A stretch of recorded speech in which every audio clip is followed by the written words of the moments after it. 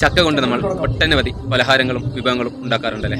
എന്നാൽ ഇത്തരത്തിൽ വ്യത്യസ്തമായിട്ടുള്ള ഒരു അനുഭവം പങ്കുവെച്ച് കണ്ടു നോക്കും. ചക്ക ചുക്കപ്പം, ഇത് ചക്ക ജ്യൂസ്, ഇത് ചക്കക്കുരു ഷേക്ക്, ഇത് പഴുത്ത ചക്കന്റെ ഷേക്ക്, ഇത് പച്ചച്ചക്കന്റെ ഷേക്ക്, ഇത് ചക്കമുള്ളിന്റെ കോഫി, അതായത് ചാപ്പി എന്ന് പറയണേ. പിന്നെ ചവണീന്റെ ചവണിക്കാല്, കോഴിക്കാല് മാതിരി ആക്കിയത്. ഇത് മടലിന്റെ ബജ്ജി, ഇത് ചക്ക പത്തിരി, ചക്ക കുരു മുറുക്ക്, അല്ല ചക്ക മുറുക്ക്, അത് ചക്കക്കുരുവിന്റെ മുറുക്കുമാക്കാം. ഇത് ചക്കയുടെ അരിക്കെടുക്കാം, നമ്മള് കല്ലുമ്മക്കായ ആക്കുന്നില്ലേ അതുമാതിരി ചക്കക്കുരു വെച്ച് ചെയ്യുന്നത്.